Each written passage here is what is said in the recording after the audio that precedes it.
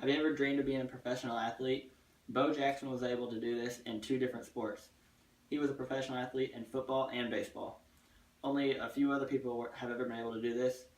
So I'm just going to go over a little bit about Bo Jackson's career and how he was able to achieve these accomplishments.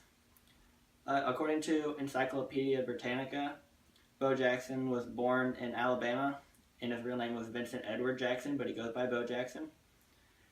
He went to McAdory High School, where he was all-state in three sports: track, baseball, and football, for 3 years in a row in all three sports.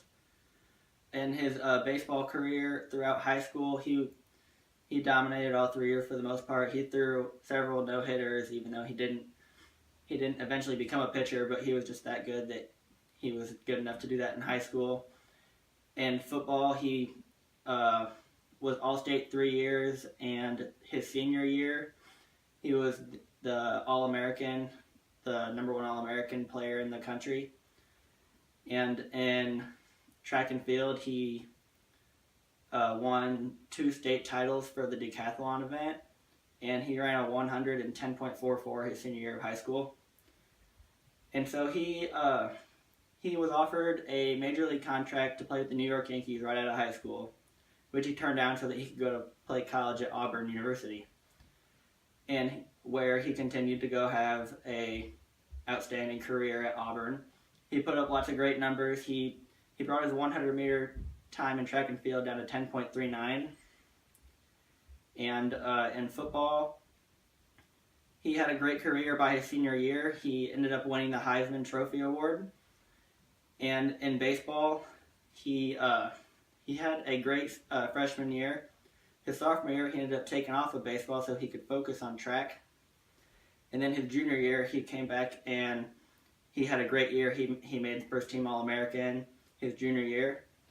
And in between his junior and senior year, he was being scouted for football. And he took a trip with the Buccaneers. And the Buccaneers told him that he had a paid trip to come visit them, and that was approved by the NCAA. And so he went and did that, and he later on found out that that was not approved by the NCAA, and the Buccaneers were only doing that so that he would become ineligible to play his senior year of baseball, and they thought that that would make his baseball career too difficult and he would decide to go football. He instead got very angry at the Buccaneers, for good reason, and did not sign with them when he was drafted number 1 overall in the draft. And instead, he got drafted by the Royals in the 4th round, even though he didn't play at all his senior year due to ineligibility. And so he went and he played, he got drafted by the Royals, and by the end of the summer that year, in 1986, he had already made up to the Royals team in September to go with their playoff team. And so he played baseball for a couple of years, and after a couple of years he was offered a football contract with the Oakland Raiders, in which he was allowed to play baseball until baseball season was over, and then he could go play football immediately after the baseball season was over. And that was offered to him by the Oakland Raiders. And so he took that, and he went on to also have a great football career. He had a career, even though he never got to play more than 11 games per year because the baseball and football year slightly overrun each other. So he never got to play more than 11 games in the NFL season, but he had a 5.8 rush per carry attempt throughout his entire career, which is outstanding. And in his baseball career, he was an All-Star in 1989. He was the All-Star Game MVP that year. And also that year he made the Pro Bowl. He was the only person to ever make the All-Star Game in baseball and the Pro Bowl in football in the same year. And he also had 4 20-plus home run seasons in baseball. And he really had a great career in both sports, which is very incredible. He also had the opportunity to run track for the Olympics in 1988, which he declined to play baseball. But according to biography.com, he was offered that opportunity and he turned it down. And then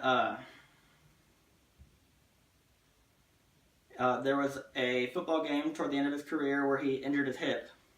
And this injury essentially ended up ending his career, unfortunately, earlier than he would have expected. But this injury, he had a hip injury. They say in that game where he injured his hip, he popped his hip back into place in the middle of the game and continued that game throughout the game with his hip injury that he had, which is just a sign that showed how tough he was throughout his entire career, which is very impressive. And after that, he ended up retiring from baseball and football due to the injury, and he now lives a modest life. He owns a small hometown bank. He enjoys hunting, and just kind of lives quietly. And so, but what he was able to do throughout his career was incredible. And next time you are impressed by somebody who is great at their sport, realize that Bo Jackson was great at multiple sports.